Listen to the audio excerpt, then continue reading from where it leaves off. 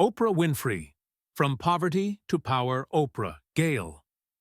Winfrey was born on January 29, 1954, in Kosciuszko, Mississippi, to a single teenage mother, Vernita Lee. From the very start, her life was a struggle. She was raised in poverty, often wearing potato sacks as dresses because her family couldn't afford proper clothing. Oprah's earliest years were spent on her grandmother's farm, where she was taught to read by the age of 3. Her grandmother, Hattie Mae, played a pivotal role in shaping Oprah's early love for storytelling and knowledge. She would often take Oprah to church, where the young girl would recite Bible verses with remarkable eloquence, foreshadowing the powerful speaker she would one day become. However, Oprah's childhood was anything but idyllic. At the age of 6, she moved to Milwaukee to live with her mother, where she faced neglect and instability. Her mother worked long hours as a maid, leaving Oprah to navigate a tough, often cruel environment. Tragically, during this time, she suffered years of abuse at the hands of male relatives and family friends, an experience she would later share publicly to inspire other survivors. Despite the trauma, Oprah excelled in school. She found solace in books and excelled academically, earning high grades. Her intelligence and ability to express herself set her apart. Even in those dark moments, she held on to the belief that she was destined for something greater. By the time Oprah was 14, she had endured more hardship than most experience in a lifetime. Pregnant at a young age, she gave birth to a premature baby boy who tragically died soon after birth. This heartbreaking moment became a catalyst for change in her life. Her mother, struggling to manage her, sent her to live with her strict but disciplined father, Vernon Winfrey, in Nashville, Tennessee. Unlike the chaotic life in Milwaukee, Vernon provided Oprah with structure, rules, and expectations. He believed in education and hard work, requiring Oprah to read a book every week and write detailed reports on them. Under his guidance, she transformed her life. She became a star student, excelling in speech competitions and winning a full scholarship to Tennessee State University, where she studied communication. It was in high school that Oprah discovered her gift for public speaking. She joined the Speech and Drama Club, winning local and national competitions. This talent caught the attention of a local radio station, WVOL, where she was offered a job reading news at just 16 years old. This was Oprah's first taste of broadcasting, and she fell in love with it. After college, Oprah set her sights on television.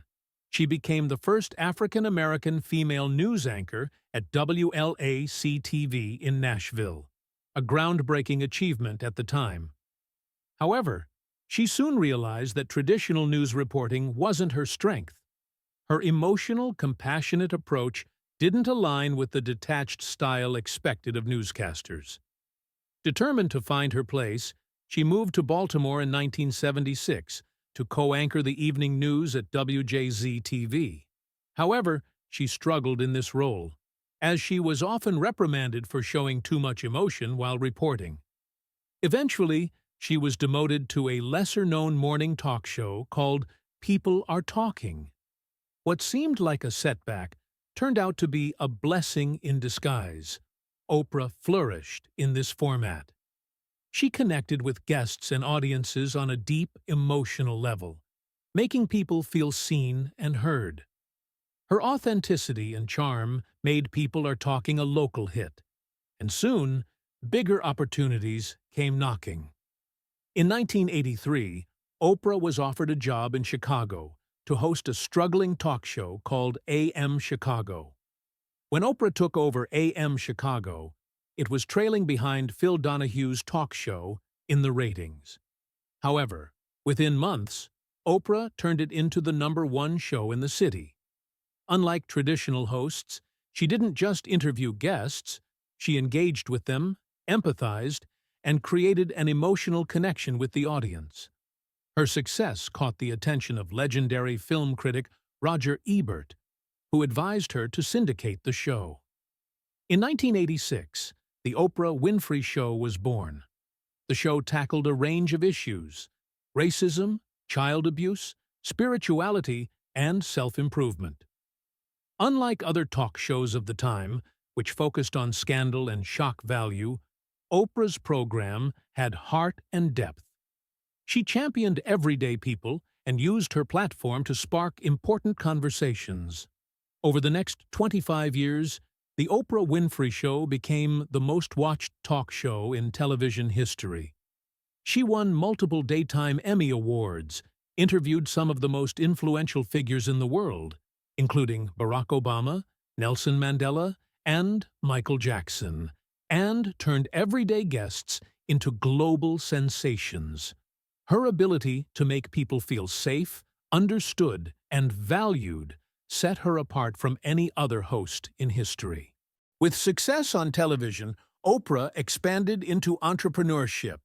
She founded Harpo Productions in 1986, becoming the first Black woman to own a major production company. She produced films, launched the Oprah magazine, and created Oprah's Book Club, which turned unknown authors into bestsellers overnight. In 2000, she co-founded Oxygen Media, a cable network targeted toward women. In 2011, after ending the Oprah Winfrey Show, she launched OWN, a television network dedicated to uplifting, inspiring content.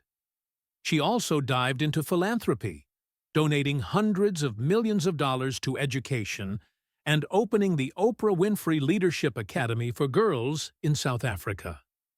Oprah's story is a testament to the power of resilience. She transformed from an abused child living in poverty to one of the most powerful and influential women in history. Her impact extends beyond entertainment. She has shaped culture, inspired millions, and used her platform to make the world a better place. Even today, Oprah remains a force for good, continually advocating for education, personal growth, and empowerment. Her story proves that where you start in life does not have to determine where you end up. Create the highest, grandest vision possible for your life, because you become what you believe. Oprah Winfrey.